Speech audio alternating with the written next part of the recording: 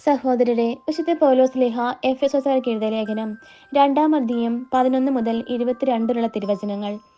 നിങ്ങൾ ശരീരം കൊണ്ട് വിജാതീയരായിരുന്നപ്പോൾ ശരീരത്തിൽ കൈകൊണ്ട് പരിചരണം ചെയ്യപ്പെട്ടവർ നിങ്ങളെ അപരിചരിതർ എന്ന് വിളിച്ചിരുന്നത് ഓർക്കുക. അന്ന് നിങ്ങൾ ക്രിസ്തുവിനെ അറിയാത്തവരും ഇസ്രായേൽ സമൂഹത്തിൽ നിന്ന് അകറ്റപ്പെട്ടവരും ഉടമ്പടിയുടെ വാഗ്ദാനത്തിന് അപരിചിതരും പ്രത്യാശയില്ലാത്തവരും ലോകത്തിൽ ദൈവവിശ്വാസമില്ലാത്തവരുമായിരുന്നു എന്ന കാര്യം അനുസ്മരിക്കുക. എന്നാൽ ഒരിക്കൽ വിദൂരസ്ഥരായിരുന്ന നിങ്ങൾ ഇപ്പോൾ യേശുക്രിസ്തുവിൽ അവന്റെ രക്തമൊഴി സമീപസ്ഥരായിരിക്കുന്നു. കാരണം അവൻ നമ്മുടെ സമാധാനമാണ്. ഇരുകൂട്ടരെയും അവൻ ഒന്നിപ്പിക്കുകയും ശത്രുതയുടെ മതിലുകൾ തകർക്കുകയും ചെയ്തു. കൽപ്പനകളുടെയും ചട്ടങ്ങളുടെയും ആധിപത്യം അവൻ തന്റെ ശരീരത്തിലൂടെ ഇല്ലാതാക്കി. ഇരുകൂട്ടരുടെയും സ്ഥാനത്ത് ഒരു പുതിയ മനുഷ്യനെ സൃഷ്ടിച്ചുകൊണ്ട് സമാധാനം സംസ്ഥാപിക്കാനും കുരിശു വഴി ഒരേ ശരീരത്തിൽ ഇരുകൂട്ടരെയും ദൈവത്തോട് അനുരഞ്ജിപ്പിക്കാനും അങ്ങനെ തന്നിലൂടെ ശത്രുത അവസാനിപ്പിക്കാനുമാണ് അവൻ ഇങ്ങനെ ചെയ്തത്. വിദൂരസ്ഥരായിരുന്ന നിങ്ങളോടും സമീപസ്ഥരായിരുന്ന ഞങ്ങളോടും അവൻ സമാധാനം പ്രസംഗിച്ചു.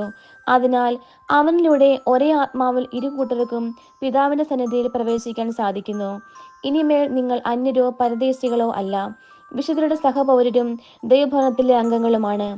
അപ്പസ്തോലന്മാരും പ്രവാചകന്മാരുമാകുന്ന അടിത്തറമേൽ പണിതുയർത്തപ്പെട്ടവരാണ് നിങ്ങൾ. ഈ അടിത്തറയുടെ മൂലക്കല്ല് ക്രിസ്തുവാണ്. ക്രിസ്തുവിൽ ഭവനം ഒന്നാകെ സമന്വയിക്കപ്പെട്ടിരിക്കുന്നു. കർത്താവിൽ പരിശുദ്ധമായ ആലയമായി അത് വളർന്നുകൊണ്ടിരിക്കുകയും ചെയ്യുന്നു. പരിശുദ്ധാത്മാവിൽ ദൈവത്തിന്റെ വാസസ്ഥലമായി നിങ്ങളും അവനിൽ പണിയപ്പെട്ടുകൊണ്ടിരിക്കുന്നു. നമ്മുടെ കർത്താവായ മിശിഹായിക്ക് സ്തുതി.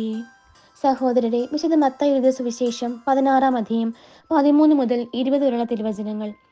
യേശു കേസറിയ ഫിലിപ്പി പ്രദേശത്ത് എത്തിയപ്പോൾ ശിഷ്യന്മാരോട് ചോദിച്ചു, മനുഷ്യപുത്രൻ ആരെന്നാണ് ജനങ്ങൾ പറയുന്നത്? അവർ പറഞ്ഞു, ചിലർ സ്നാപക യോഹന്നാൻ എന്നും മറ്റു ചിലർ ഏലിയ എന്നും വേറെ ചിലർ ജെറമിയ അല്ലെങ്കിൽ പ്രവാചകന്മാരിൽ ഒരുവൻ എന്നും പറയുന്നു. അവൻ അവരോട് ചോദിച്ചു, എന്നാൽ ഞാൻ ആരെന്നാണ് നിങ്ങൾ പറയുന്നത്? ശിമോൻ പത്രോസ് പറഞ്ഞു, നീ ജീവനുള്ള ദൈവത്തിന്റെ പുത്രനായ ക്രിസ്തുവാണ്.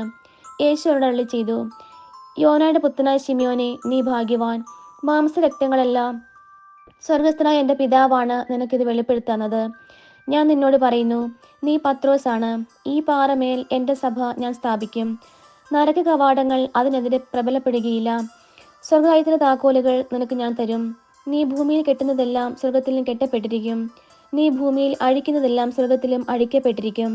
അനന്തരം അവൻ താൻ ക്രിസ്തുവാണെന്ന് ആരോടും പറയരുതെന്ന് ശിഷ്യന്മാരോട് കൽപ്പിച്ചു.